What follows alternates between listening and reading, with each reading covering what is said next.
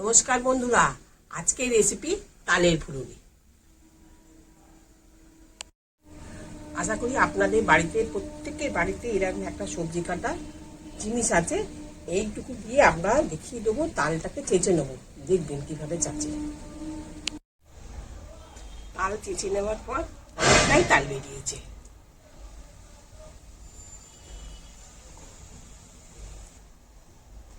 এরপরে এতে আটা, চিনি, সুজি, চাল গুঁড়ো আর বড় এলাচের গুঁড়ো দিয়ে মিশিয়ে দেবো। একটা ছোট বাটিতে একটু জল নিলাম, নিয়ে দেখে নিলাম যে তালটা ঠিক মতন মাখা হয়েছে কিনা।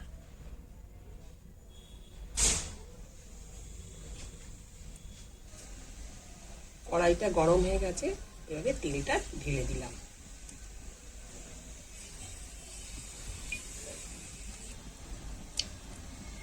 তালের ফুলগুলো তেলের মধ্যে দিয়ে দিলাম।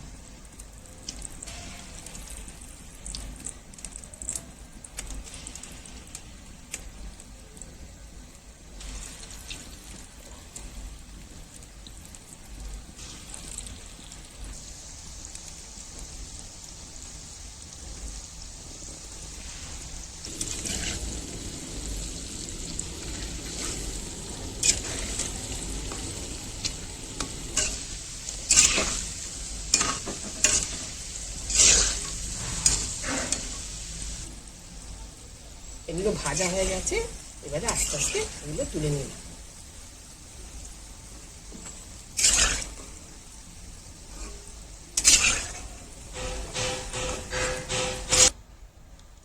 যেরকম লাল লাল করে ভাজা হয়ে গেছে, এইভাবে বাকিগুলো সব ভেজে নেব।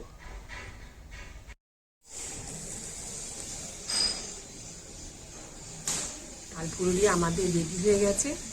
যদি আপনাদের রেসিপিটা ভালো লাগে তাহলে নিশ্চয়ই বাড়িতে করে খাবেন।